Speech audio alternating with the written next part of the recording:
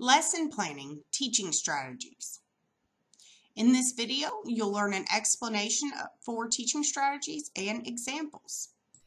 Now we're going to look at some of the components that you will be working on in this assignment. And the first one is teaching strategies. So if you look under your resources right here, there's 2 links for teaching strategies. I've already popped them open up here. So this is the resource library. This has a ton of teaching strategies for every age level. It's really nice because you can search by name, title of it, or you can actually search by type. So if you're needing a teaching strategy for classroom discussion or a teaching strategy for text analysis or video analysis, they're listed in here and you can search for them. I'm not going to search for any, but I'm going to open up a few here and show you what they look like.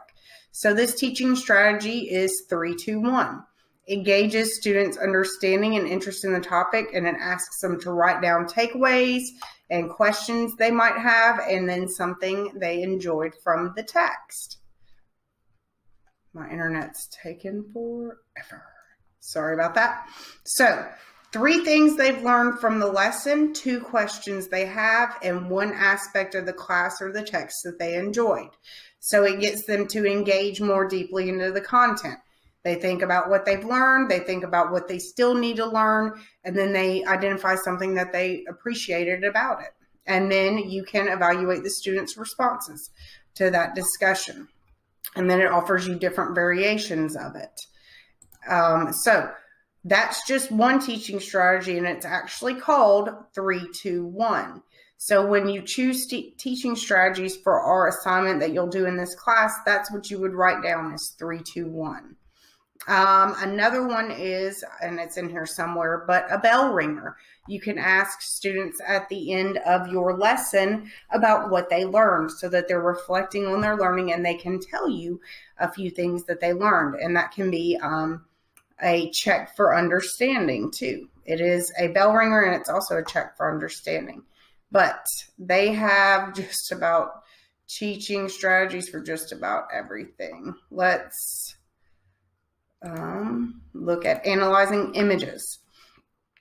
So say you have an image and you want your students to be able to pull something out of it.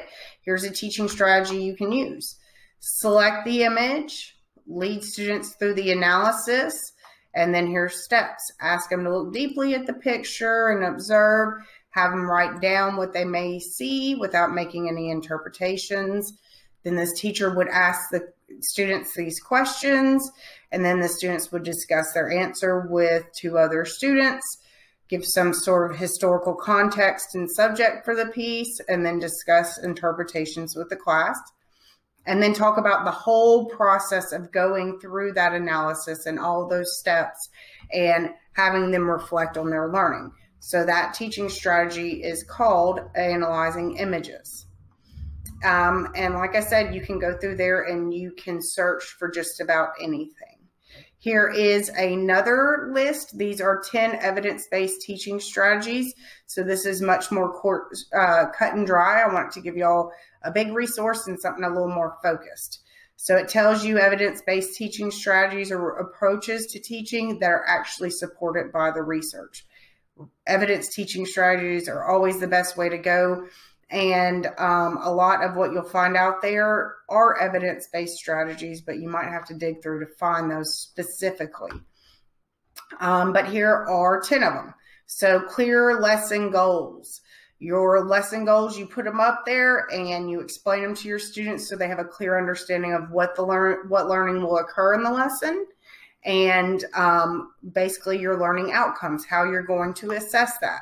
So what they'll learn and how you'll assess it. Those are your goals or your outcomes. Show and tell. So this is actually sharing information and modeling. Questioning to check for understanding. That's what I said you could do with a bell ringer.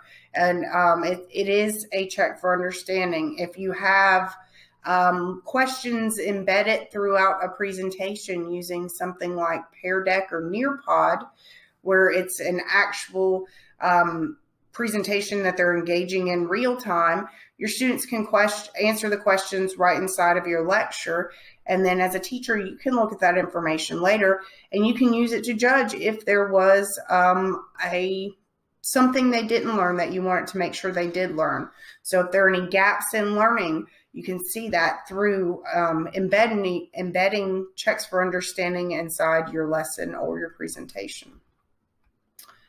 Plenty of practice. We all know this teaching strategy over and over again. Plenty of practice. Re-explain things to the class or group. Y'all have seen me do that, and I try to do that throughout these videos. I will connect it to something I talked before, so I'm activating your prior knowledge, and I keep bringing it up again. So like when I say learning outcomes must be accessible, that's something, plenty of practice. I'm just going to say it over and over and over again, and you'll have multiple opportunities to write learning outcomes throughout your program. And throughout our program as a whole, our education program, you will have plenty of practice on learning outcomes. And providing feedback to students. This is one of my favorite teaching strategies. When y'all turn in assignments, I try to give specific feedback throughout so that you know what your strengths and weaknesses are. And if you turn it in early, I give you a chance to correct any of your weaknesses. Because in the end, I want you to demonstrate learning. I'm not concerned about your grades. I'm concerned that you actually understand the content that I was teaching and that you have this knowledge that you can then apply to other areas. So if I give extensive feedback, you're more likely to really understand the assignment. You're more likely to understand the technology you're using in it and the content of the assignment. So feedback's one of my favorites. Productive group work. This is a great strategy if you're trying to engage learners together in a learning experience, and you will have to keep some tabs on them because some students are less likely to engage in group work than others, and they all have something really important to contribute. I usually have a group assignment in this class for a presentation, and I tier it out throughout the quarter so that you'll have time to work on it while we're actually in class, because I want to make sure your group work's productive. And nobody likes to do group work where you're basically a group of one and you've got other people's names on there.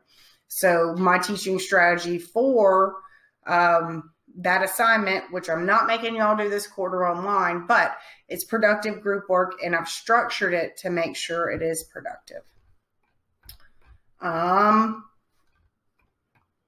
Nurture metacognition, thinking about things on a much deeper level. When we talk about teaching, we always want to be able to use prior knowledge and build upon it. If we have our students examine their learning in a much deeper way, then they have a better foundation upon which they can build and grow. So these are 2 websites of teaching strategies. There are a ton on the website, on the internet. The main thing is you want to make sure that your teaching strategy you use helps you accomplish your goals, your learning outcomes. If the teaching strategy you're employing does not help your students meet your learning outcomes, then it's probably not effective, and you need to look for a better one for your situation. Every lesson can't be taught the same way. I'm sure we've probably all had those teachers who teach every single thing the same way. Students don't engage, they don't have deep learning. So it's really important that you are intentional with the teaching strategies you choose to make sure they do meet your students' learning outcomes or help your students meet their learning outcomes. As always, let me know what questions you have.